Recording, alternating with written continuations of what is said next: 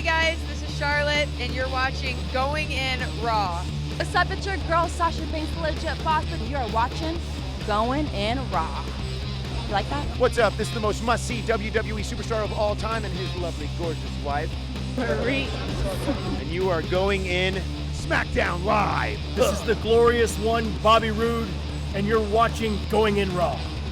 Hey, friendo, Steve here. And Larson. And welcome back to Going In Raw, the only pro wrestling podcast you need to be listening to right here at youtube.com/Steve and Larson, available wherever fine podcasts are, including, of course, CastBox. We did it, man. We did it. Oh, we did? Road to 1,000. I woke up this morning. I look at the CastBox app. You can download the app, free gratis, iOS and Android. It's a great way to find your podcast. Go to Going In Raw. Look at that. Subscribe. Leave a comment. We are officially. We wanted to get there before Money in the Bank. We have time to spare. Do you want to read a celebratory Yeah, I'm going to read one comment? From Robert Stack. Oh, Robert Snacks is the best. Yeah, he's great. He says, I'm only here for the thanks, friendo. Also, I was told that there may be talk of Lambo. I'm very much interested in talk of Lambo. So in summary, I'm exclusively here for the thanks, friendo, as well as potential talk of Lambo. Okay. Well, I may have beleaguered my point, but as long as we're both clear, a thanks, friendo, and possibly conversing about the aforementioned Lambo are appreciated. Robert Stack. Well, I just thanks, left him friendo. a comment. Thanks, friendo. A comment. And Thanks, I said, friendo. thanks, friendo, and Lambo. And then I'm going to read a comment because I went in on this action, too. All I'm right. very happy about 1,000 comments Yeah, me too. on CastBox. Charlie Devon, are Frito burritos a California thing? I can't find them anywhere. What? They should be a universal thing, man. They should be at every Taco Bell location. Why are you grumpy? I'll be honest. Here's the thing. You Okay. know, I had 2 of those the other day. Yeah, man. 2 at one sitting is too much. You know, the story of your life is you just do too much too fast. All right? You need to slow down. You don't seem like the type because you come off. I'm not content to You have the appearance with complacency. and demeanor of a turtle, but in fact, your heart screams rabbit. Yeah. You just want to go, go, go. Yeah. Even though you look slow. Mm-hmm. Anyways, you can also find us on the Patreon at patreon.com/Steve and Larson. It's a great way to help contribute to the show. Without the patrons, we would be nothing. Yeah. Absolutely nothing. And so look at this. $20. You get the Friendo Care Package as a comic book. Some stickers. I mean, who doesn't want a sticker of my face looking shocked and or orgasmic? This could be my O face. This could be your O face too. I don't know. Maybe. Could be our poop faces. Nah, I think it's just our faces. Yeah. And then a original Going In Raw logo sticker, a postcard, and a poster, double-sided. You have to choose Mecha Santa Oh, it's or a simple, easy choice, though. It's top-notch top super notch. best. We had Top notch is the right choice. Speaking of Patreon, we got a Patreon chat going on right now as this podcast happens. Correct. In live stream form. Correct. And we had a request to do Interdimension Tension 2, the rematch. Would that get 7 stars or 8 stars on the Meltzer star rating? Oh, 15. At least 15. Double. The next chapter of Top Notch versus Mecha Santa. It'll happen. But, you know, there's dates for these things. I think it's in October, isn't it? Mm-hmm. Yeah, it'll happen. It'll happen. Give it time. Yes. Anyways, ProWrestlingTees.com/Going In Raw as well. Check out the shirt. You can get it there. Not that one. That's a WWE shop exclusive. Yeah. It's very comfortable, though. Yeah. If it's on sale, you get a good price for it. I recommend it. We're here to talk about 205 Live and NXT and make our predictions for NXT TakeOver Chicago. Right? Yeah. Kind of not the best couple of episodes. I mean, you mentioned this. You said the go home for NXT before takeovers are usually kind of thin. I don't recall that, but I trust you. When did I say that? Are you serious? I said this go home was kind of thin. I didn't say I in thought you general. said generally they are. No. Oh, okay. I Well, didn't say that. I misheard that then. Yeah. Okay. Well, this was thin. Or what I said. You just said that or said this week. The takeovers for this week were kind of thin. That's what I said. The takeovers for Sorry, this week? the go homes for this week were kind of There's thin. one takeover. It's on Saturday. Yeah, but the go homes for all the three go-homes brands. the go-homes for WWE, they traditionally are thin. Yeah, I know. They are traditionally very weak. Yeah, I mean, I don't recall, the last episode before the previous takeovers. But yeah, this was kind of bunk. And then there's one match that like we had heard was going to happen, and they haven't announced it. So maybe it's not going to happen. Yeah, I don't think it's going to happen right now. So I don't know. Anyways, I mean, it's weird though. So hold on a second. Wait, which match are you talking about for NXT, the TakeOver? Adam Cole. He's got nothing to do. I know. Here's my 1, speculation. 2, 3, 4, There's 5. That's typically there's 5 matches at a TakeOver. Here's what I'm thinking. No, they haven't announced it yet, because this is Larson predicting stuff, so it probably isn't going to happen. Because as Pete Dunn is dropping that UK title at the tournament, and so he could potentially pick up that North American Championship whenever he's facing Adam Cole, and then Adam Cole can make his way up to the NXT title scene. It'd be fun. Because they've announced the Undisputed Era is taking on British Strong Style at the Royal Albert Hall shows. Yeah, and then Adam Cole is also defending his North American title there too. Okay. One of those 2 shows. Obviously, not against Pete Dunn, because Pete Dunn is going to be defending his United Kingdom title on the final night. All right. So what the next TakeOver is? Oh, yeah, SummerSlam weekend. Okay. Wouldn't be surprised if we see Pete Dunn versus Adam Cole for the North American title. You know what they need to do? They need to do a dang title change on an episode of NXT TV. Yeah, I know. You never get those. Yeah, not anymore. Never get those. Not anymore. I know. It used to be kind of a thing. Wait, didn't Undisputed Era win the tag titles on NXT TV? I thought. Yeah, it could be. I think they did. They beat Sandy for him, I thought. Then it would be in keeping with the tradition of Undisputed Era dropping gold now, huh? Yeah. Yeah. Well, whatever. So it'd be Adam Cole having to beat Aleister Black for the NXT title. That would be keeping with tradition. Anyways, 205 Live. It was okay. It was fine. Yeah, the main event was good. Boy, both these episodes are not all that great. The problem with 205 Live is just kind of thin on wrestling. Yeah, I know. There was 2 matches they gave a decent amount of time, but then this Akira Tozawa versus Steve Irby match. Who the hell is Steve Irby? I don't know. He had Joey on his in front of his tights. Did somebody hear that I like jobber squash matches? Because I feel like we're getting them a lot now. Yeah, we are. I want to dial that back a little bit. Yeah. Steve Irby. Oh, here we go. Rossville from the Chattanooga Times. Oh, Free yeah. Press. Let's see what his, because I Rossville thought it native. said Joey on the front of his tights, and the back said Joey Lynch. Back said King of the Moonsault. Joey Lynch. So where do you think they got Steve Irby from? I don't know where they get these names from. What bugs me though is these wrestlers, these local enhancement talents come and they just got to wear the gear they have. They're not going to go and get custom gear made for a one night only appearance in WWE. Yeah, man. So when the dudes' trunks quite clearly say Joey on the front of them, why don't they just call him Joey Irby? Yeah. Instead of Steve Irby. Yeah. Because we see the lower third, Steve Irby. Commentary is referring to him as Steve Irby. Then why the hell does he have Joey on the front of his pants? Yeah. Doesn't make any sense to me. It takes me out of it. Not instead of getting involved in the story of the match, I just want to know who's Joey. Is this wrestler actually Joey? Who's Joey? And why they change his name? How come he can't be Joey Irby? It's a shout out to somebody. I don't know. Yeah, I've never obviously we've made our fair share of fantasy creations in the 2K series and going back 20 years as long as I know Revenge you could swap gear on a dude. Change names. You could change names, yeah, but you couldn't put a name on ring gear. I don't know when that came around. No. Probably the next generation of consoles. I've never been a fan of putting your name on your tights. Never been a fan of that. Adam Cole does it. Yeah, he has it, but he's sort of the exception. I'm not a fan. I guess does Roderick Strong do it? Yeah, he is Strong, but Strong's a name that belongs on your. It could also just be he's like describing himself. Yeah, Strong. Yeah, he's strong. Exactly. But beyond that, I wouldn't put Steve here on my ass. Mm-hmm. Finn used to have Finn on his buttock. Yeah.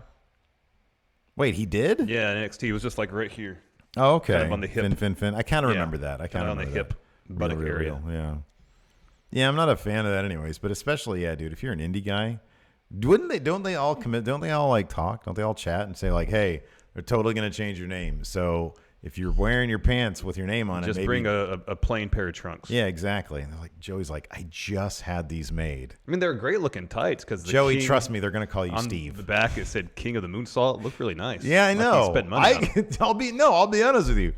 This Steve Irby Joey guy, he had a great look. His ring gear was on point. Yeah. He had a really sick-looking beard. He was a great-looking, like, he looked like he's been around for a while. Yeah. You know, I want to know more about. I was like, oh, who's this great new addition to 205 Live? Here's the thing, though. if you have a enhancement talent who purports to be the king of the moonsault, and you don't give him an opportunity to attempt one moonsault during the match, Yes. then the audience is going to say, why the hell does he have king of the moonsault in the back, across his butt? Yeah. He's not even pulling out a moonsault when he has, for a little bit, the upper hand this match. But that's a whole other issue. You know, like, Tozawa was selling way more than he probably should have for this type of match. Right? Yeah, a little bit. Yeah. He was trying to give Joey Steve some benefit of the doubt, man. He's trying to help him out. Trying to give him a good showing, I guess. I don't know. Poor Joey Steve. Joey Irby. Joey Irby Steve. Why do they say him Steve Joey? Steve Joey. What would, listen, if Adam Mayhem lands on 205 Live, what's his name going to be? It's going to be something weird.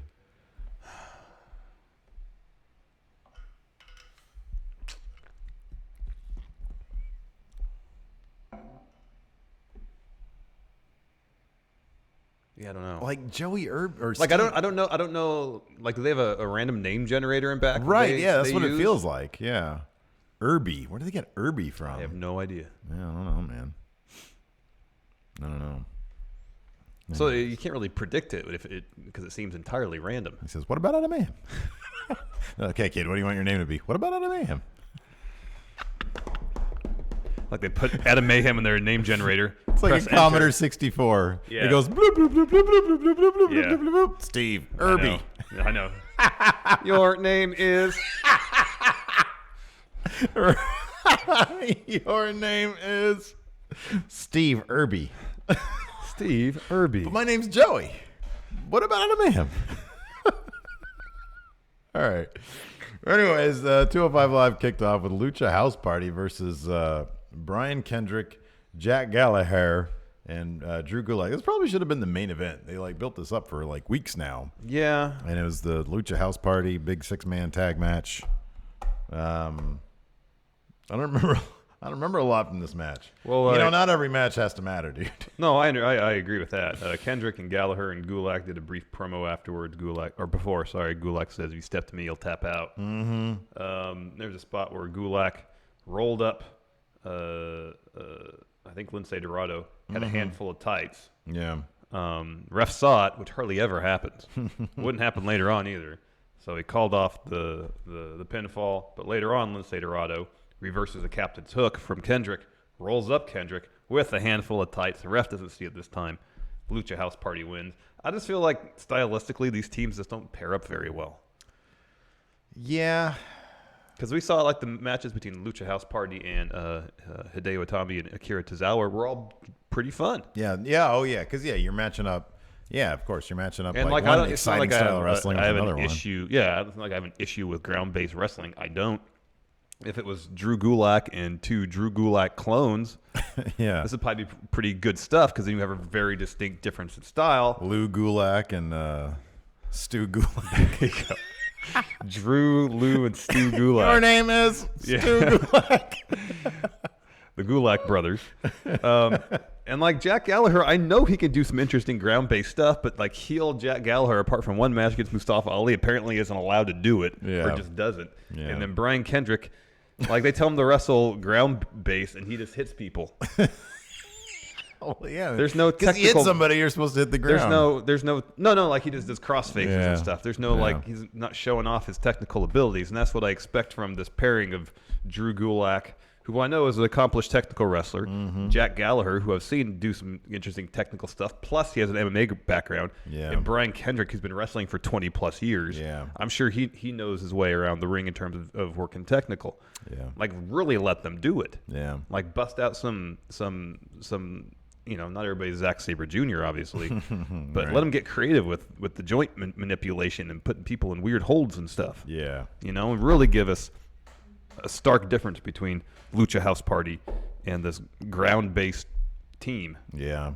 Now, you know what? Here I'm looking at the Patreon chat. DJ Johnson said they need to add to the promotion so we're not seeing the same matches every week. Yeah. I kind of feel that way. Like, sometimes it kind of works. Like, when we got that series, like you said, with Hideo Akira and Lucha House Party, it worked because the matches were all pretty exciting, and then you have that added sort of X Factor element of Hideo Itami just being rude. Like that was kind of cool. With these, like, I don't even feel like, with the exception of Drew Gulak, I kind of get what you're saying, what you've been saying about Kendrick. They haven't really given him anything to sort of chew on here, besides just, oh, I'm a scoundrel. And kind of the same for Jack Gallagher. Yeah, the same, yeah. Ever since he turned heel, he just kind of seems like he doesn't, like his character's not very well defined. And it was like really well defined when he was a face. Yeah. Like what he did worked perfect for that. Apart from his one match in the Cruiserweight Championship tournament against Mustafa Ali, because for whatever reason, his work that night was really good. Yeah. I just feel like he just really hasn't fully embraced or felt comfortable in the heel role. Yeah. After that, we had an Hideo Itami iPhone promo. He wants respect. Yeah. And yet he respects nobody. Well, that's, it's one way to get through life. After that, Drake Maverick was backstage. All right, I'm going to ask you a question. Okay. How much do you honestly think Buddy Murphy weighs? Because he looks like he weighs twice as much as Rockstar Spud. He literally looked twice as large. Yeah. How is Buddy Murphy under 205 pounds? I guess the other question is, how much do you think Rockstar Spud weighs? Like, I don't know, $140? Yeah. He's really I know he's short. He's really probably about short. 5'1" or 5'2" and 140 pounds. Yeah. But still, Buddy Murphy, he didn't look that much taller. He looked like he weighed, in terms of girth, twice as much. Oh, yeah, he's dense. Yeah, he's jacked. Yeah. I don't think he weighs 280 pounds, literally. But yeah. It's crazy to think that he's under 205 pounds. Yeah, no, I agree totally. Wait, hold on a second.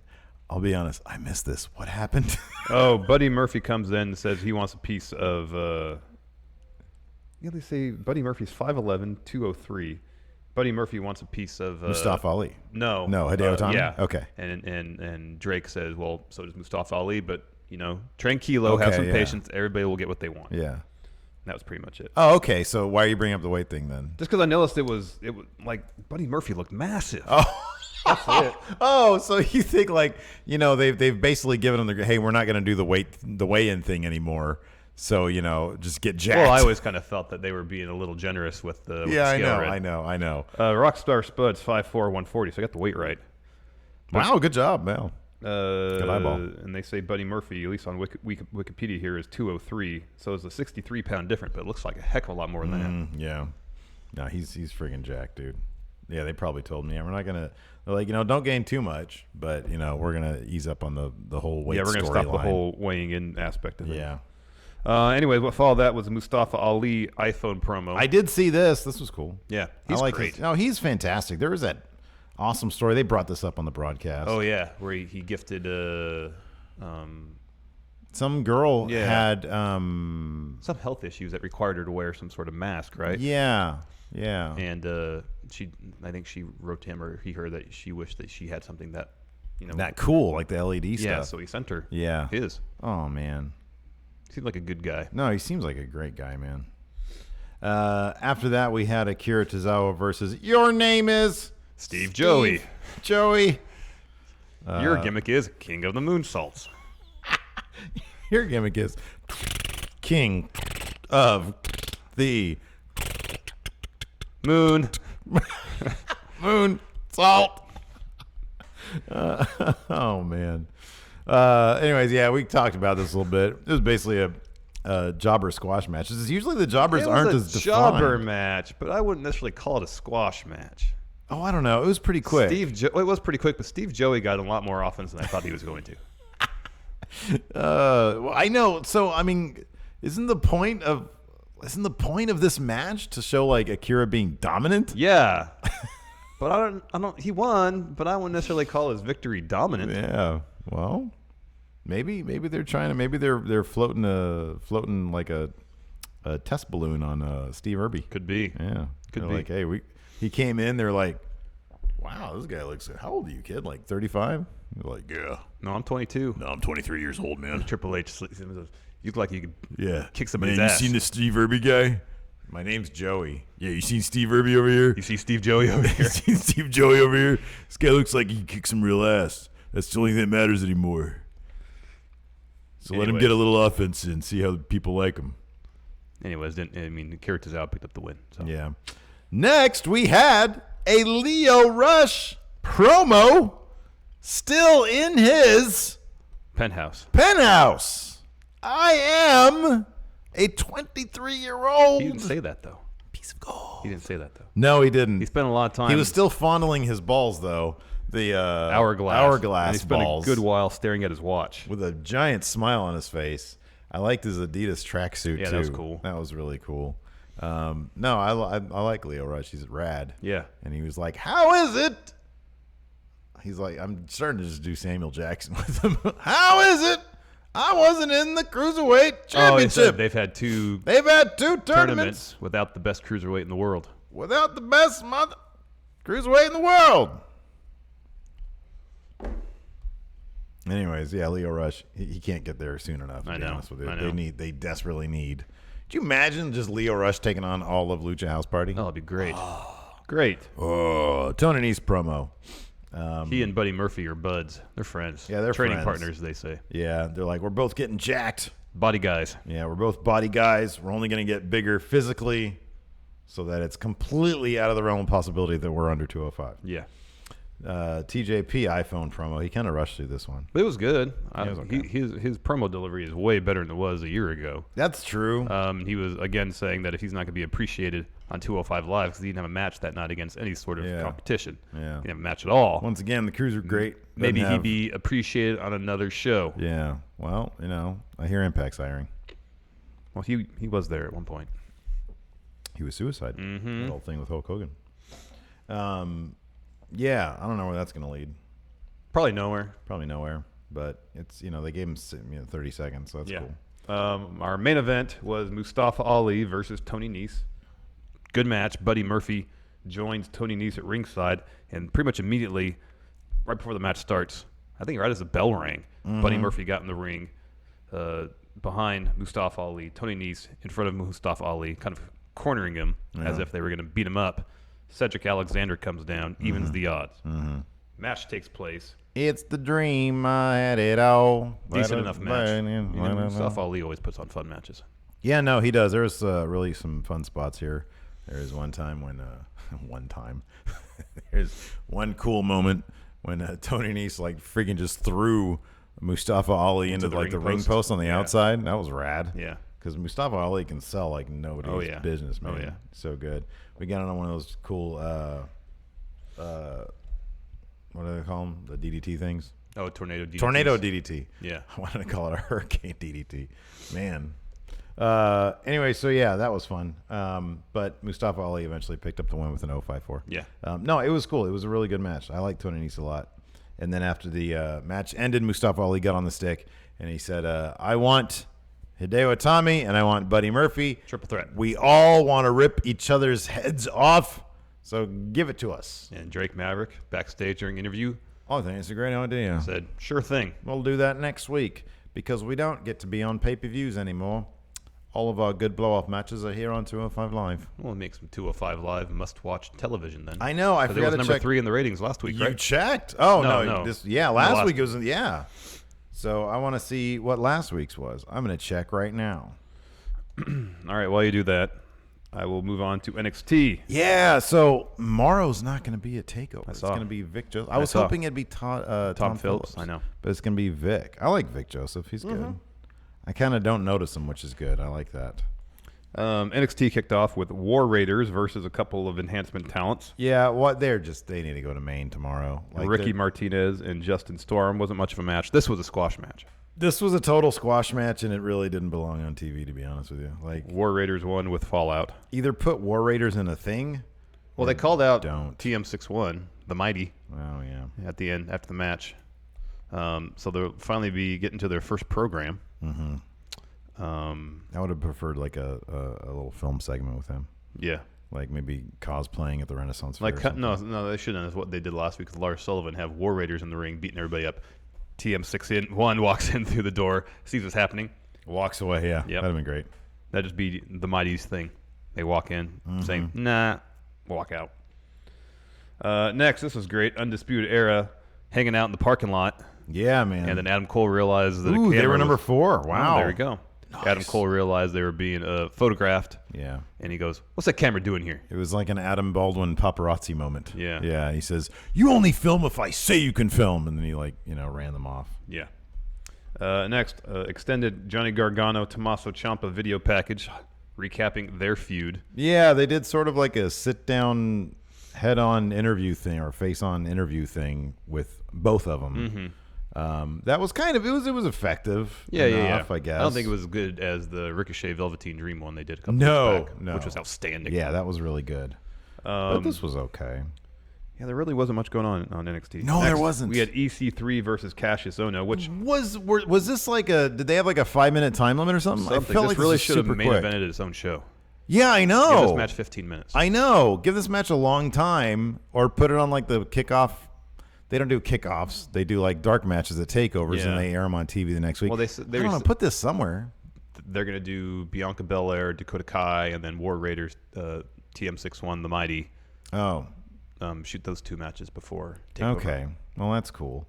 But yeah, man, this at least should have been its own main event. I mean, even especially given how EC3 and Cassius Ono are like, you can't find 2 more opposite wrestlers. You know what I mean? Like in every aspect, with not including like they're both quality wrestlers. Yeah, in you terms know? of the characters, in terms of Yeah. wrestling styles. So Yeah, on and so exactly. Forth. Yeah.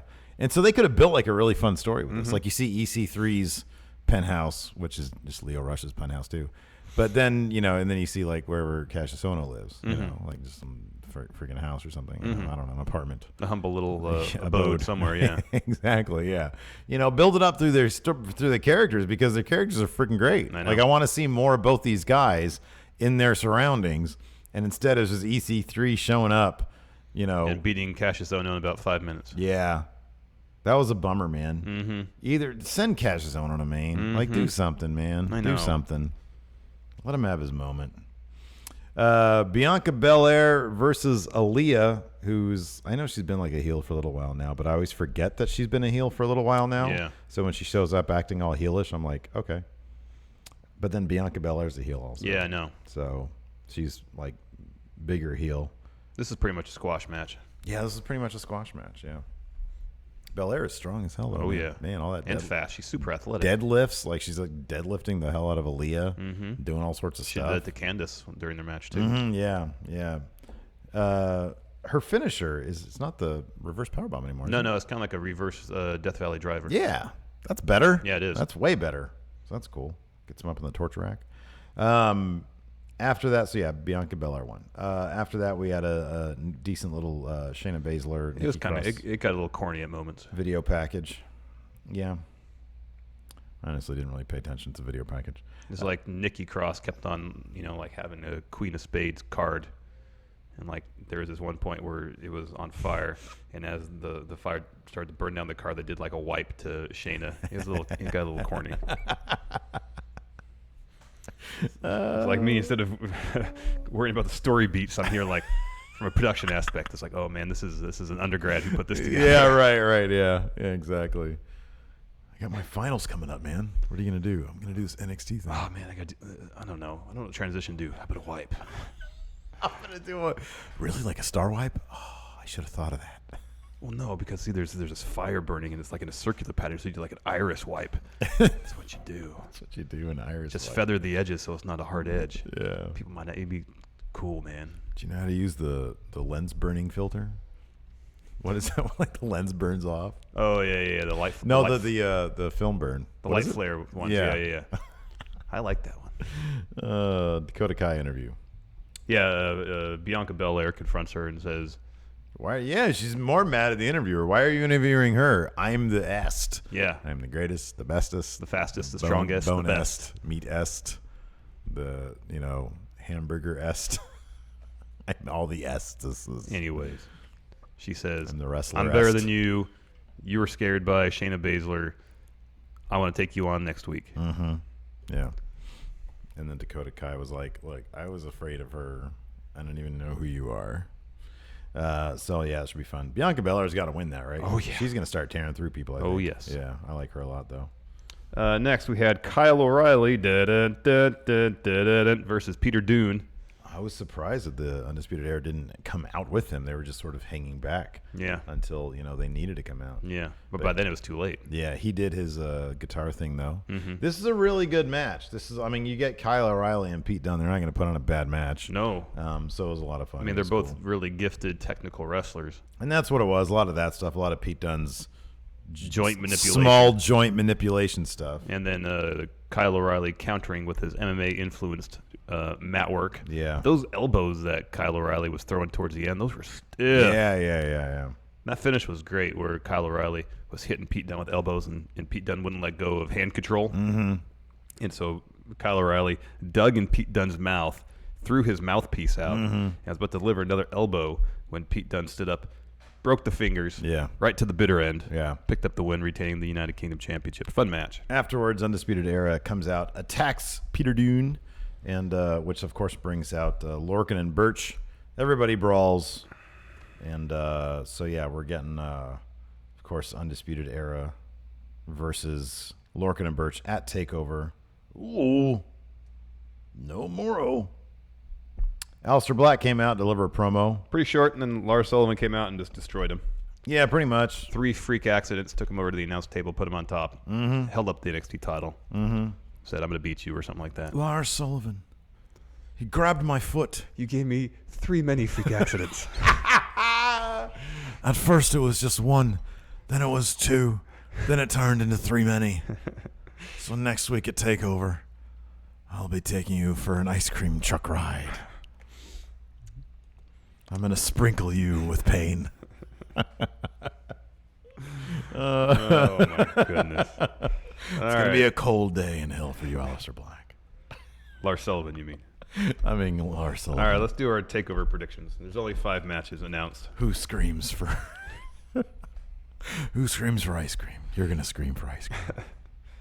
First, Undisputed Era versus Danny Burch and Oney Lorcan. Who do you have, Steve? You only have 1 confidence point on this? Oh, they're totally going to win. It's just the way I just feel kind of more confident about other matches. All right, hold on. Undisputed Era. Hold on. I didn't even think about any of these. All right, fill out your stuff. I'll see what the matches are while you fill them out, and then we can talk about it. Undisputed Era versus Danny Burch, Oney Lorcan for the tag title. Shayna Baszler versus Nikki Cross for the NXT Women's title. There are no... This all kind of seems like... These are all locks. Yeah, I think so. These are all locks. We're going to have literally the exact same score on all of these. Ricochet versus Velveteen Dream, Aleister Black versus Lars Sullivan, and then Johnny Gargano versus Tommaso Ciampa. Nikki Cross is heading to Maine after this. Yep. So she's definitely going to lose. So we're going to agree across the board. We're going to agree across the board. All right. The only difference would be confidence points, but then if we all get them right, it doesn't matter. It's a tie score. Yeah, I know. I'm trying to find one to go out on a limb for. The one So yeah, Shayna Baszler, Nikki Cross, that gets all the confidence points. That's for certain. Here, I'll write that for you.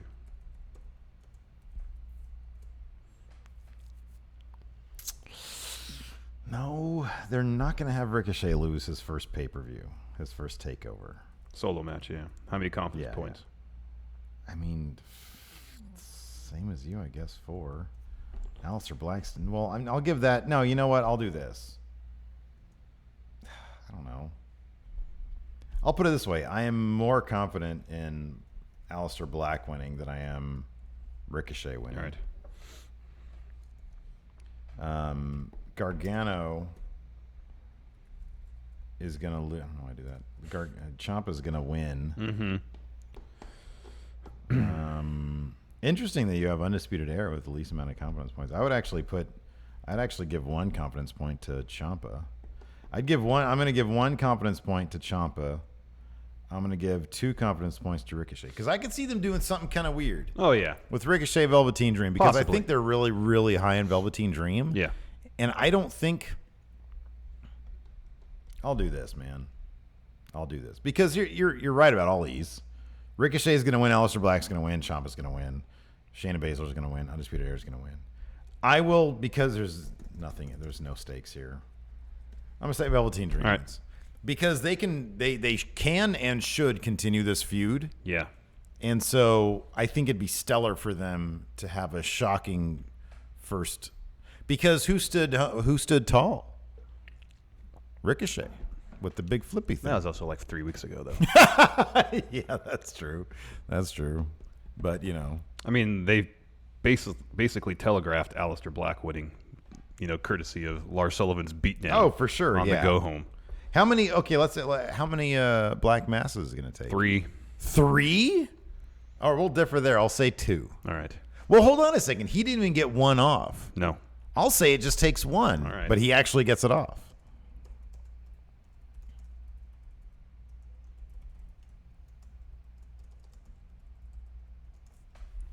Why not? I'll say 3. There you go. I'll probably lose that.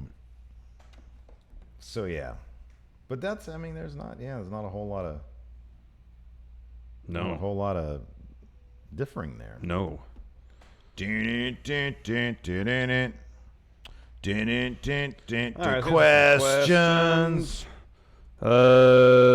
Chuck Sips, how do you feel Cedric Alexander's title reign is going? I mean, his match against Buddy Murphy was fantastic.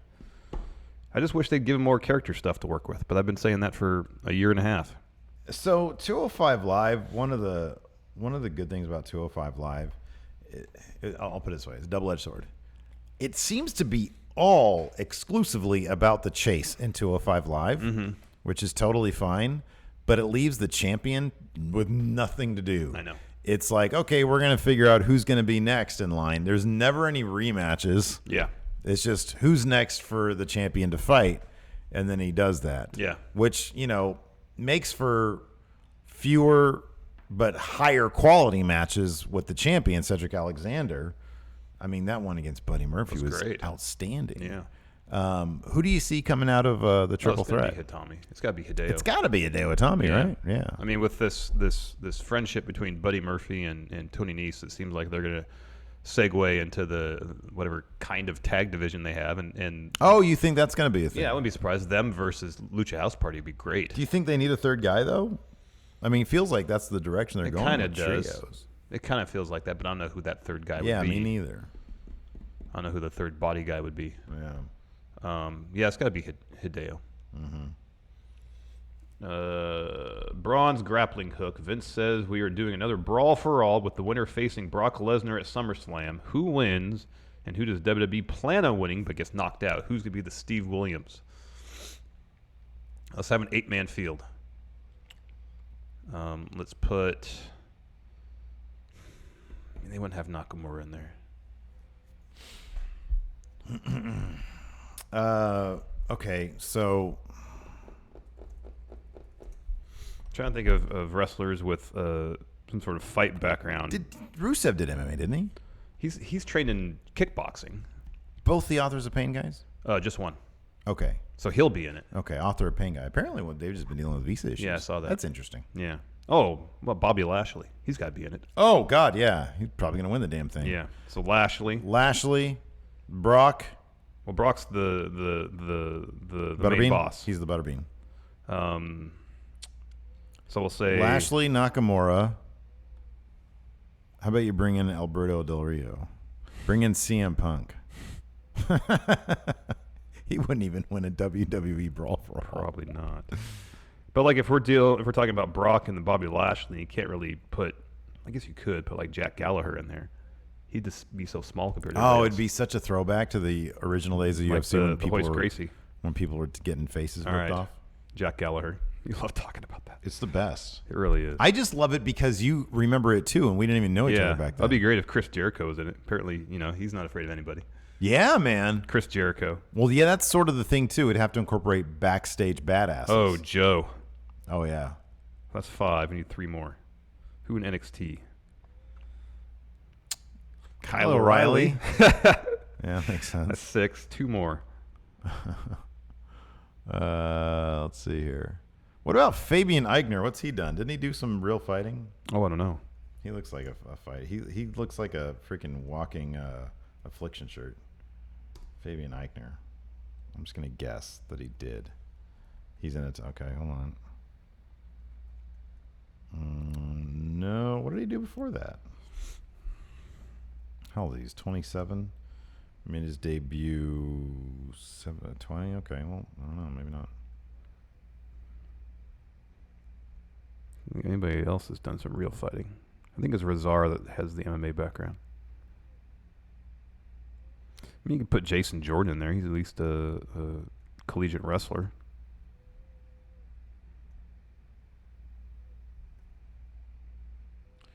Who now? Jason Jordan. Oh, yeah, for sure. Chad Gable. Chad Gable. There you Yeah, go. sure. There's our 8. Okay, cool. Bobby Lashley wins. Oh, Baron Corbin. He's a former Golden Gloves That's winner. right, yeah. Hey. So he's got to be in there too. Constable Corbin gets in. Yeah. GM Spud, what other factions would you like to see cut a promo on Undisputed Era's Playground? I feel like, didn't Sanity? No, they didn't do it, but Sanity would be a good choice. Yeah, I was going to say Sanity. How about Heavy Machinery, but they're like doing a cookout? There you go. Doing a cookout, too.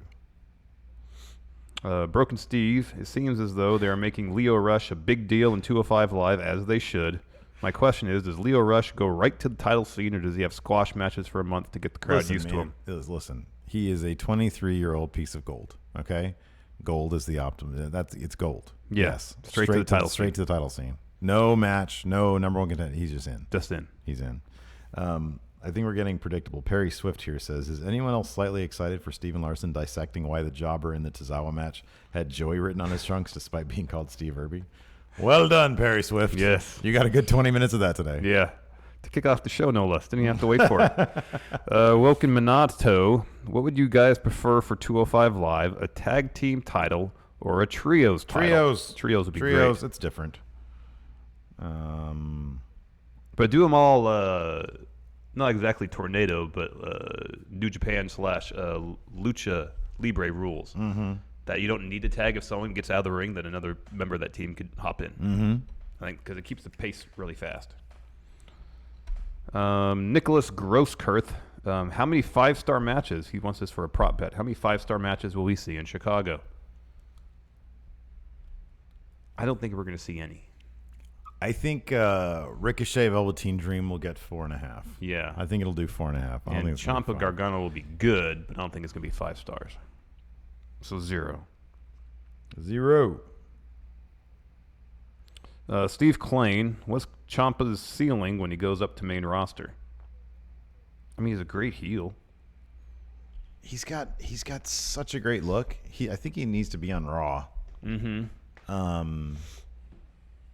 He's got, I don't know, I think his potential is like flipping limitless. How tall is he? I think he's 5'11". He's 5'11", so he's been on the short side. But then everybody is short these days. Well, like, yeah. How tall is Kevin Owens? Like 6 feet? Yeah, probably. I don't know, man. I think he's got a massively high ceiling. I really do. Whether or not they're going to want to go with a guy like that. Yeah, I mean, he's 5'11". freaking look at him. I know. He looks like a comic book movie villain. He's great. I Like a know. good comic book movie villain, not a crap one.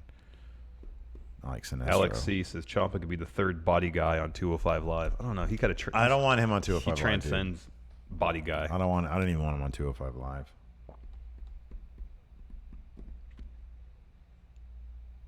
Let's see here. Oh, this is a good question. Don't call me a Lawler. It's WrestleMania 2. All right. The main event between Hulk Hogan and King Kong Bundy is very lackluster. Yeah. To change history for the better, which of the following wrestlers are cashing in their Money in the Bank briefcase after Hogan's win? Mr. Wonderful, Roddy Piper, Don Morocco, Iron Sheik Mekahimba, Hercules, Tito Santana, or Adrian Adonis? I'm going to say Mr. Wonderful. I would say Piper, man. Piper with the brief. Piper is like totally. He would be the ultimate opportunist back then. That'd be great. Yeah, no, I just said Mr. Wonderful because I knew you were going to say Piper. That's the obvious answer is Piper. Mr. Wonderful. The obvious answer is an Iron Sheik. I've got this briefcase with legal paperwork inside. I make you humble legally. Like, Cashin, where's our referee? He's got a freaking chub on. That's like the best picture ever. Sheik, Hogan, boner.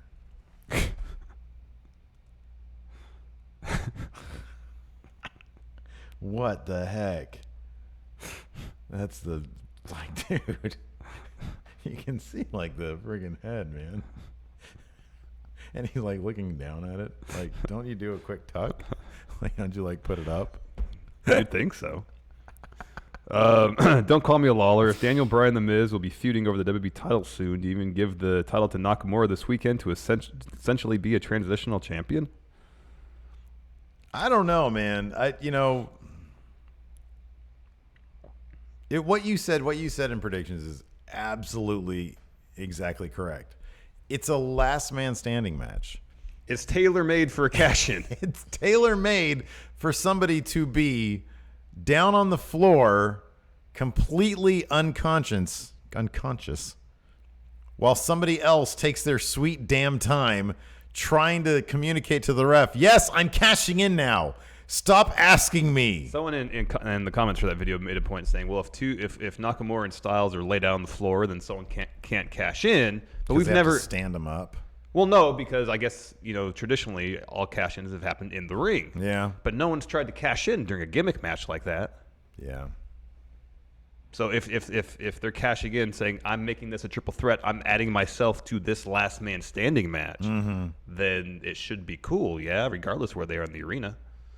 Sort of like if there's a Hell in a Cell match and both competitors are absolutely destroyed, the door's open and someone comes in and says, I want to cash in, if the person they're cashing in on is on the floor, it's a Hell in a Cell match, the rules of, that match would be over. Sorry, if that match was still going on. It says, this is a Hell in a Cell match. I am now making a triple threat Hell in a Cell match. Yeah. Then the rules for a Hell in a Cell match would still apply. You would think, yeah? Or a ladder match or a TLC match, whatever the case may be. You would just be turning it into a triple threat. Yeah, a triple threat. I'm also going back to the whole idea of them having to stand people up. But that's only if you're starting a new match, right? Mm-hmm. If both guys are completely laid out and then you come in and you enter the match, it's as if you've always Seth been Rollins there. did. Yeah. Like Seth Rollins did. It's like you've always been there. Can't you just like literally pin a guy? You don't have to wait for the bell to ring. Nope. I would think. But with Seth, the bell did ring. Yeah. Yeah. So they'd ring the bell, but they wouldn't have AJ and Nakamura's, hey, stand up. Yeah. It wouldn't make any sense. Ringing the bell seems to be a fairly subjective experience, like in terms of when you decide to do it. Yeah. Brawl's happening. All right, ring the bell. All right, ring the bell. That means the refs come out, break this shit up. Or don't. Yeah. Or they think this will resolve itself. I'm not going to ring the bell. Chioda seems to have this under control. No, I feel like this is good. They don't need me adding to the mix, making things more confusing. Let's see here. CM Punk finds it inadmissible in court if WWE is able to sign the Elite. Should they add being the Elite to the network as an exclusive? I mean, it'd be Being the Elite has such a DIY aesthetic. It's got such its own thing. It just makes sense to be on the Young Bucks YouTube channel. I know, it really does. But I mean, that'd probably be a thing. It wouldn't surprise me. Yeah, no. They're gonna have to roll out the Brinks trucks if they're gonna want the Young Bucks. If they're gonna want the Elite, they're gonna have to bring out mountains and mountains of cash, and they're gonna have to be really, really loose with like what schedule do you guys want? Well, and then all the ancillary stuff, like being the Elite. Heck, their pro wrestling tee shop. I know. I know. I mean, what incentive would the Young Bucks have to sign the deal, like a merchandise deal with WWE? They'll pay them a fraction of what they're going to make from the pro wrestling tee shop. Oh, boatloads and boatloads of cash. I know, but even still, it's like, why not try to have your cake and eat it too? Let me ask you something. Because a lot of people still have. How much do you think? They've signed Ricochet, I think, still has his pro wrestling tee shop. How much do you think Johnny Gargano does? The Young Bucks make off their pro wrestling tee store? A ton. Per year. 6 figures easily. I would assume so. Yeah. I would think it's 6 figures. Let's just say it's 500,000. Yeah. All right. If the WWE said to them, you're making $500,000 a year off this Young Bucks pro wrestling tee shop, we will give you, in addition to what you've already given you, $3 million for merchandise rights. Of course they'd say yes. Because it's like, okay, well, it would depend on the term of their contract, I think. If there's like a 3-year deal, then yeah. But if they want to try to sign to like a sort of long-term thing, just in terms of how the math. Well, what I'm saying is WWE would have to say, look, they'd essentially have to compensate them much for the money they're losing from to a far greater degree than they're already making because they've got freedom. Yeah, And so that's what I'm talking about with the Brinks truck. It's like it's gonna be a deal that's so dumb to pass to not take up. You know, like you want me in the WWE, then make my life easier and make me 3 times richer than I am right now. That's what it'd have to be. Yeah, no. Otherwise, there's really no incentive. Because there's no incentive unless they just want to have that WrestleMania moment. Yeah, and that's up to them. You know. Alex Foster, you guys have talked about Tyler Bate and Pete Dunne plenty, but what about Trent Seven? What's his ceiling? Man, that guy is pure charisma. I love Trent Seven. Oh, he's fantastic. He's fantastic. I don't know what his ceiling is, though. He could be a tag champion. Might have Mustache Mountain. Oh, I've been advocating that forever. Yeah. Forever for them. On the main roster, easily tag champion. Yeah. Absolutely. I could see him being like a commentary guy, too. Oh, yeah. He'd be great. Like a Nigel type. That'd be good. Let's see here.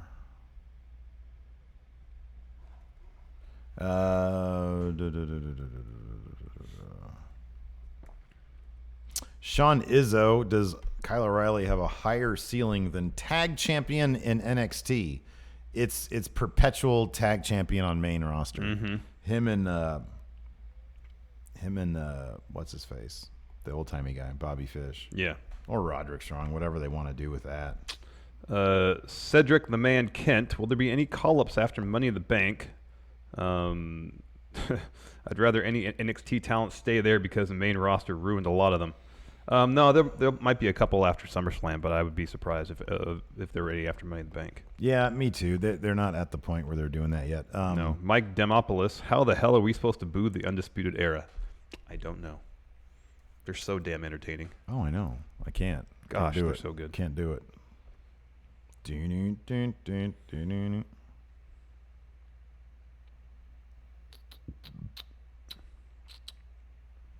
Let's see here. Not a lot of questions today. Yeah, just light on the questions today. Yeah, man. I mean, we don't have to. We can stop. It's our show. Cool, right on. We don't have to keep going if we don't want to. 52 minutes of show. That's fine. We can just do something else. You want to talk about something else? Sure. Let's talk about cakes. I'm hungry. Yeah, I am too. I brought some lentil tacos for lunch today. I'm excited about You and them. your lentils, man. They're good for you. Yeah. Chock full of protein and fiber and vitamins. Maybe you should marry them. That is the most ridiculous thing you've ever said. I don't know, man. I've said a lot of ridiculous You're things. asking me to marry a legume. Don't be rude about it. Be sure to check out Best of the Super Friendos Part 3. I think lentils are legumes. I might be wrong about that. It's an hour and a half of Larson just getting upset. Oh, I was mad. Shoot mad at his best friend for something that I couldn't even control. My lack of filter. Confirm lentils are legumes. Well, that's good. You learn something new every day. So yeah, check that out. Castbox, download it, enjoy it, love it, marry it. Also, our Money in the Bank predictions. Those are up. We're going to be doing a live stream of our reactions to Money in the Bank on Sunday. Tell your friends. Starting at 4 o'clock Pacific time. Swing by the office. We might have a special guest here. True. And it's not going to be out of mayhem. Not doing that. Ooh. Is he going to have to wear the mask? Well, It's like come by for a pay-per-view reaction stream, and then you got to wear that stupid mask. Can we just out the guy? No. It's been it's like the NWO now. I don't even know what you're talking about. Luchando, man. That's what I'm talking about. Yeah, Luchando is Luchando. When he takes the mask off, who is he? Still Luchando. Can't we just out him? I don't even know what you're talking about. All right. I guess not. You know, I just want it for the betterment of the show. Anyways, that's it for show. Hilton, can you please play our music? There we go. Thank you. Appreciate it. Anyways, that's it for the show. Thanks so much for tuning in. Until next time, talk to you guys later. Bye.